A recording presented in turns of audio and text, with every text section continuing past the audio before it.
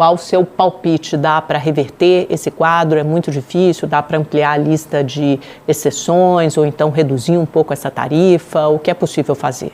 Nosso país também é muito pródigo, né, em impor tarifas, né? Temos a média tarifária entre as mais altas do mundo, cobramos tarifas, né, sobre automóveis de 35%, máquinas e equipamentos entre 20% e 30%, quer dizer, é muito dado, né, todo esse jogo.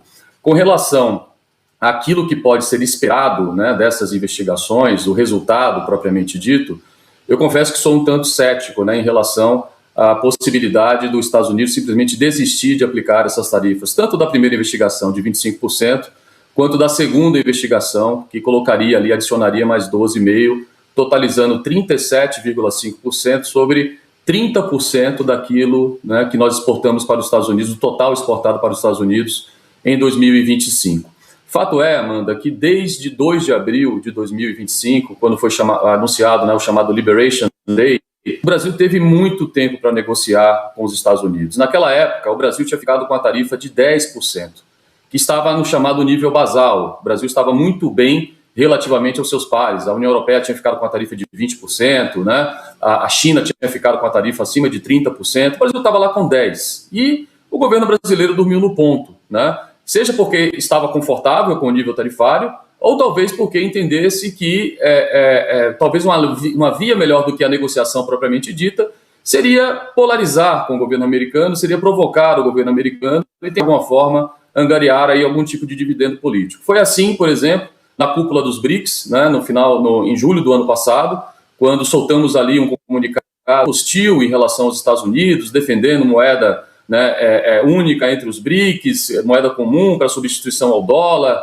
né, criticando a questão do Irã, enfim, um posicionamento que, na verdade, nos custa entender se de fato ali estamos defendendo o interesse nacional brasileiro propriamente dito, ou se estamos tentando provocar, né, os Estados Unidos e tentar, de alguma forma, angariar algum tipo de benefício político. O resultado veio com o tarifaço em 9 de julho, né, uma carta enviada pelo presidente Trump, né, colocando ali toda a questão, não só relativa ao presidente Bolsonaro, que aí sim, né, tem uma vertente clara de politização, mas colocando também o protecionismo histórico brasileiro, né, que é um irritante comercial na relação bilateral com os Estados Unidos, vamos colocar esse ponto muito claramente, que precede ao Trump, né? Historicamente, os Estados Unidos reclama da dificuldade de fazer comércio com o Brasil, né?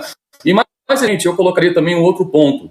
Houve uma reunião ministerial, né, da OMC no começo desse ano, em março desse ano, lá em Camarões, onde o Brasil também, né, entrou em rota de conflito aberto com os Estados Unidos, quando os Estados Unidos pedia para que a moratória de eletrônico, né, chamada moratória de não aplicação de direitos aduaneiros sobre transmissões eletrônicas, que se renova a cada 2 anos, né, no âmbito dessas reuniões ministeriais que ocorrem desde a década de 90, elas simplesmente se extinguissem, né, porque isso gera, de fato, uma incerteza muito grande para investimentos. E o Brasil entrou em rota de colisão com os Estados Unidos, isso gerou uma ira muito grande por parte do Jameson Greer, que ameaçou, inclusive, né, em off, que o Brasil pagaria caro pela posição que tomou, isso em março desse ano, né, quando nós já estávamos sob essa investigação. Então, a minha impressão é que, de fato, não houve um esforço grande, né, necessário, eu diria, né, da parte do governo brasileiro, e o que nós podemos conseguir é algum tipo de uma lista de isenções, né, que é o que o setor privado brasileiro está fazendo junto com o setor privado americano. Tentar aumentar essas isenções. Agora, Lucas, muito rapidamente, a gente tem só um minutinho, infelizmente, mas qual deveria ter sido a via de negociação do Brasil? Já que você diz que nós temos tarifas muito altas em alguns setores, automóveis, máquinas, equipamentos, embora o governo brasileiro repita sempre que a média é de 2,7% de tarifas aos produtos americanos. Explica essa contradição para a gente e como é que deveria ter sido a via de negociação, na sua opinião? Amanda, esse dado de 2,7%, ele já foi debatido várias vezes, eu venho reiteradamente dizendo que esse dado não é um dado falso, ele é um dado distorcido, porque você considera a chamada tarifa efetiva, que é a arrecadação das tarifas, né, sobre o valor importado. E essa média, esse valor, essa estatística, ela é viesada para baixo, né? Quando você cobra tarifas muito altas, por exemplo, sobre automóvel, que é 35%, a tendência é que você não compre nada, né, que tem tarifa muito alta dos Estados Unidos, como o próprio automóvel, e compre aquilo que tem tarifas mais baixas. Isso faz com que a média efetiva, né, com essa chamada tarifa efetiva, ela tenha um valor muito baixo, porque a gente só compra aquilo que tem tarifa baixa. né? Se a gente olhar a média simples, né, que não tem essa distorção, a nossa média tarifária em relação aos produtos americanos está acima de 12%.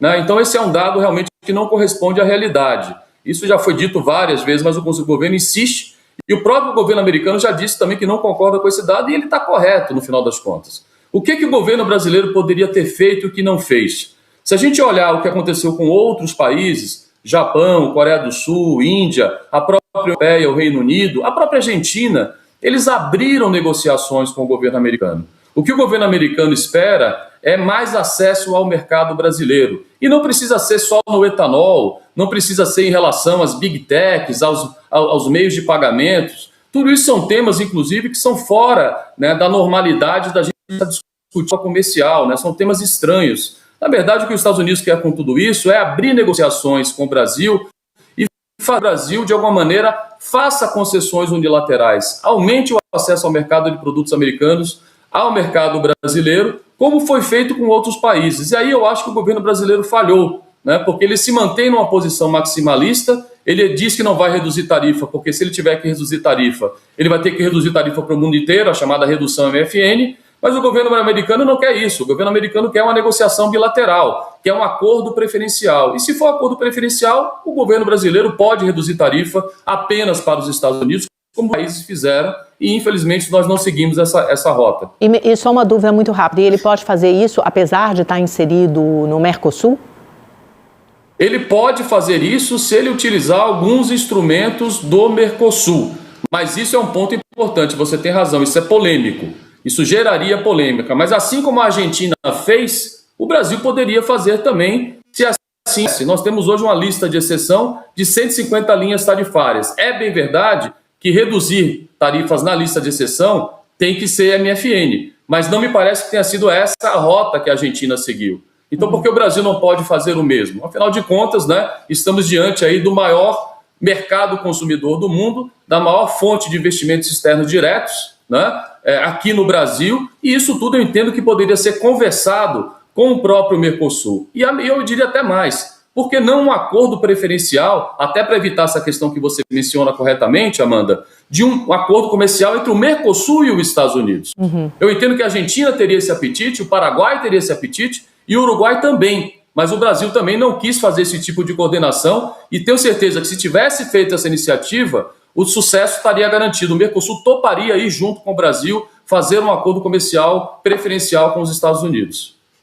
Bom, pessoal, é isso. Lembrando aqui, meus amigos, que o nosso canal, a opinião é sua. Então deixa aí o seu comentário, a sua opinião a despeito de tudo isso. Pra gente é gratificante mesmo ter aqui o seu engajamento com o seu comentário, tá bom? Quero agradecer também, mais uma vez aí, a sua participação aqui em nosso canal, tá bom? A sua audiência nessa tarde de sexta-feira, tá bom? Um abraço a todos vocês e até o próximo vídeo.